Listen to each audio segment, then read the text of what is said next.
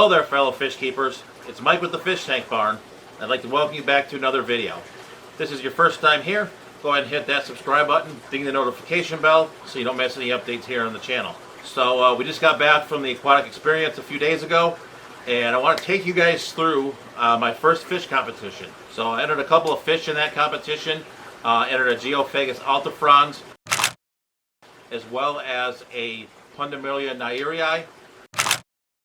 So I'm going to go ahead and walk you through the process I took to drive them 11 hours from Michigan over to New Jersey.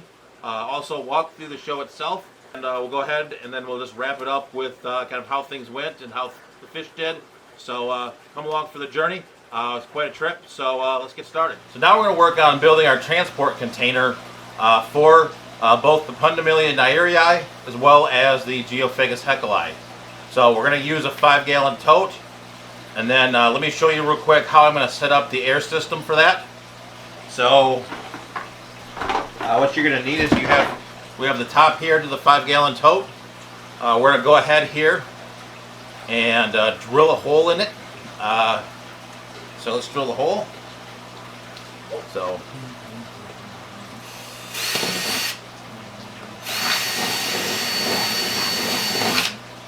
So we have a hole in it. All right, we have some airline here, and we're just going to feed it through the hole. So, through the hole we go. See, it's going through the hole. All right, so we've got push through the hole, give it a good amount, and we're going to take our cutting device, whatever one you have is fine. Just cut our airline at an appropriate length. So, we've got the airline in here. At the airline. So what you're going to do next is take your Zis Never Clog Air Stone. So I've got a Zis Never Clog Air Stone. You can get these at the Aquarium Co-op. So if you go ahead and stick this in the, stick your airline in. So you've got this here. Let me get this down here. So you've got this now. You've got the airline. And then from there, what you're going to end up doing is you have the USB air pump. You're going to hook that into your car with your USB charger, and this will run air through here. Water will be in your tote, and then your fish will be all good to go. So we'll go ahead and get this set up tomorrow, get it going, get ready for the fish and everything. So we'll go ahead and get rolling. All right, we do now have the fish netted and loaded in the car. We've got the system set up and running. So all systems are go. We're going to start on our 644-mile trip, taking us through Toledo, Ohio, through Cleveland, Ohio, through Pennsylvania, and then into New Jersey, into the Meadowlands. So let's go ahead and get rolling.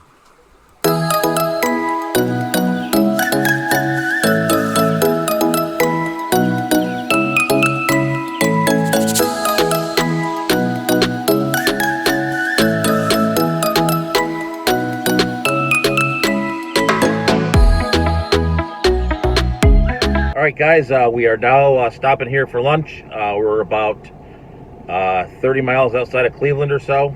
We're in one of the Ohio Turnpike rest stops. Pumps are doing good. I haven't looked at the fish. Should be okay though. So just wanted to give you guys a quick update here before we go ahead and head inside and get some lunch. So we'll see you further down the road.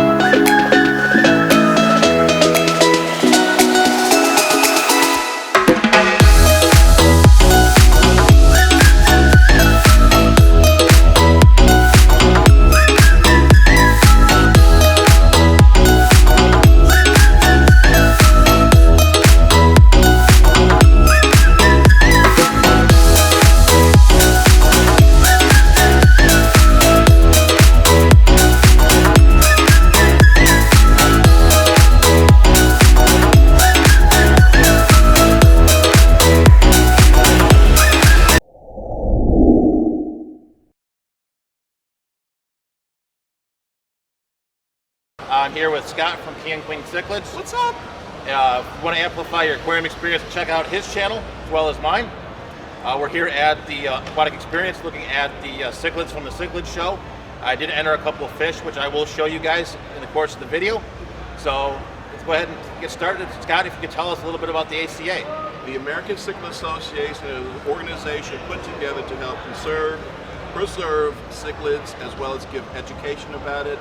We have a couple of funds where we give money to people to help preserve fish in their natural habitat, as well as give information all across the world about how these cichlids, where they come from, what conditions they come from, what's best for you as far as keeping your cichlids.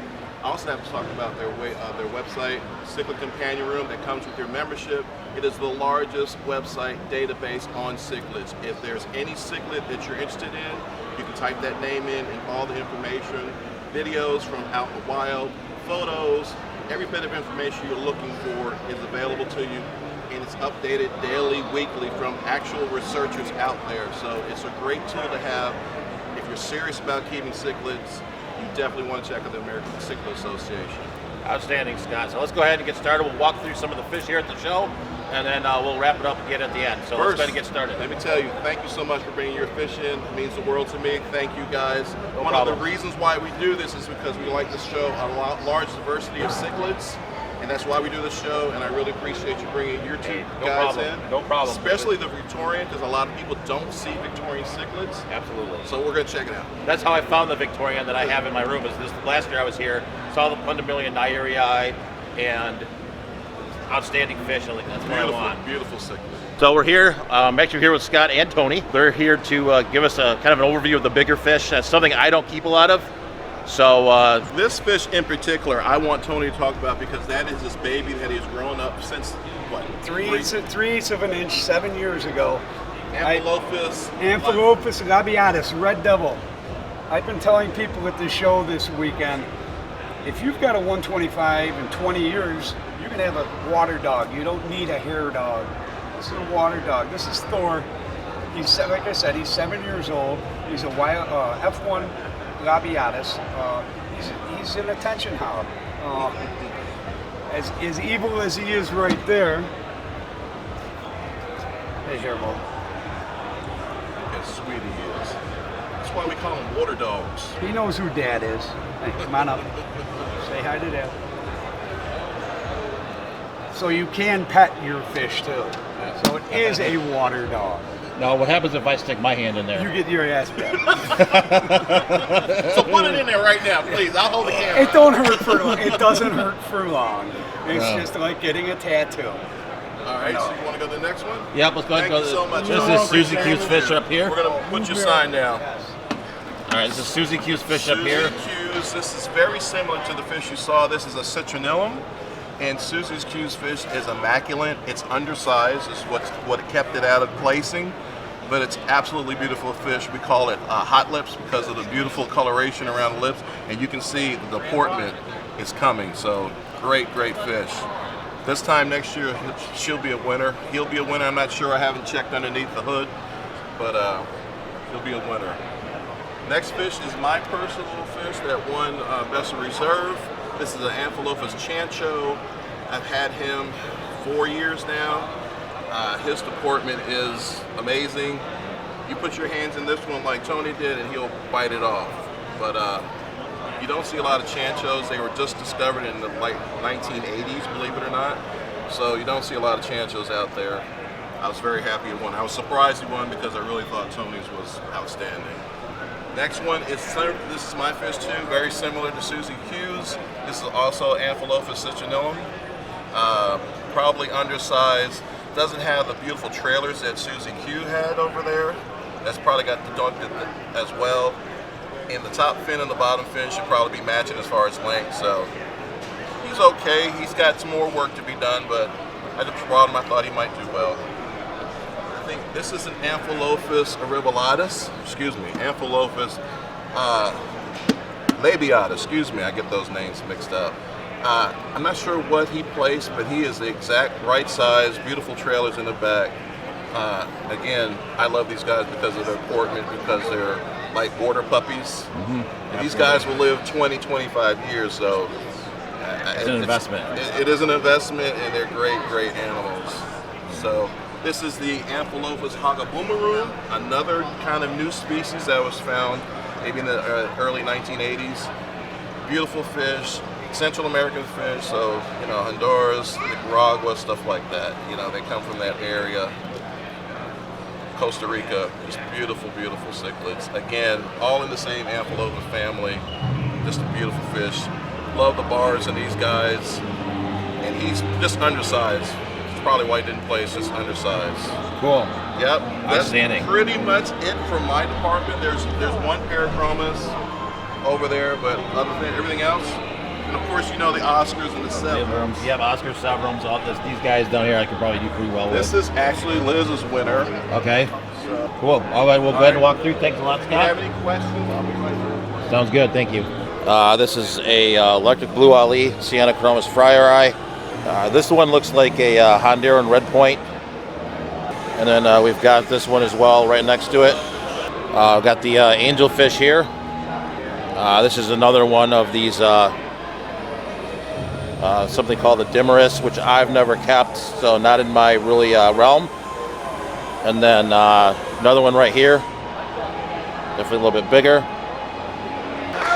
Got the Oscar right here. We'll go up to the Severums. Got the Severum right here. Looking good as well. That's an outstanding fish. The Severum that did win is not here. He was sold earlier. We've got Benny the Oscar sitting right here. All right, so we've got the this is a Chromis borlei right here. Down here is another. I think it's like a Pseudochromis millenaris maybe, but definitely a nice looking fish. This fish I thought was pretty cool. It's an irregularis. And then this is a red Empress, definitely a pretty nice looking fish. As well as there's a Chromis azaris here, another nice fish. And then we've got a big Dovi sitting over here. So we'll try the hand thing. See, like, watch, he's literally just he's just angry. Look at him, just angry. So then we've got the we got the Madoka white lips sitting over here. Taiwan Reef sitting right there. There's a Hemiachromis. This is an Octofasciata, but a Cophori. Cyanogutatus. This is the Salvini. There's a Panamensis sitting behind the filter. This is a Tetracanthus right here. And then another Tetracanthus down here. And then we're going to head over to this one over here. This is the Poloni. Madagascar Cichlid. Another one down here. This is a Geophagus. Pretty nice looking fish. It's the class I was in. You got a shell dweller right here.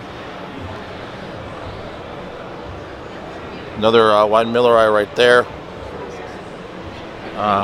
This is probably a Neolamprologus buscheri.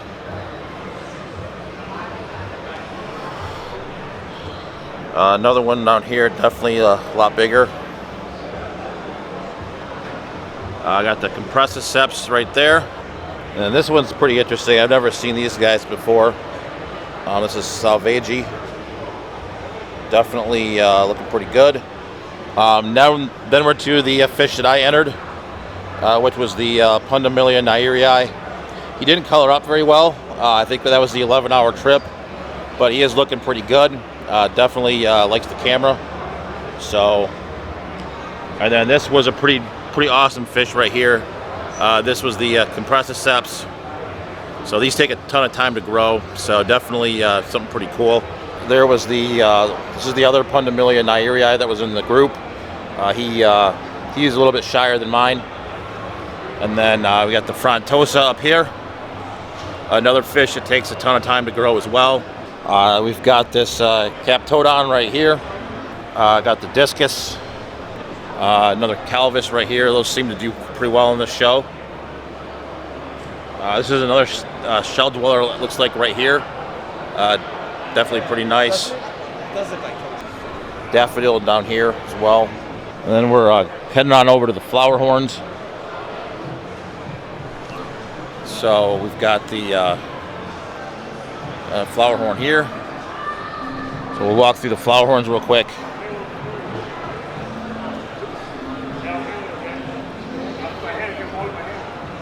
Another flower horn right there.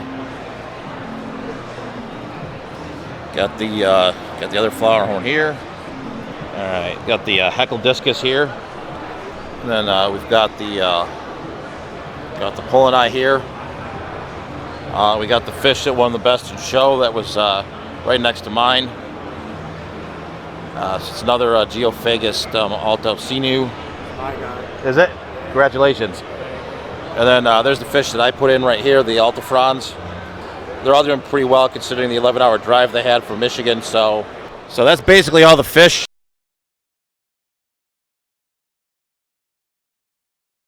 Well, we are back now in the fish tank barn. So everything went pretty well on the trip back. Fish made it back using the same method that we used taking them there.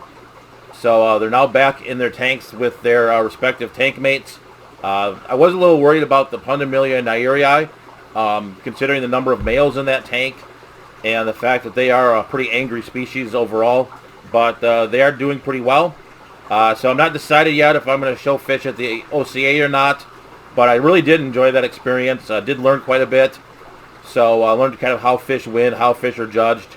It really hits it home. You know, you can hear it on a live stream or on someone's video, but until you experience it, you know, and see the competition and really, like, in your mind, compare all of the fish, it's definitely something that I found very valuable in my fish keeping going forward, whether I show fish again or not. So with that being said, go ahead and check out the videos that come here at the end, as well as hit that subscribe button, ding the notification bell so you can go ahead and amplify your aquarium experience here on the Fish Tank Barn channel. So with that being said, stay fishy, keep on breeding, and I'll catch you guys on the next video.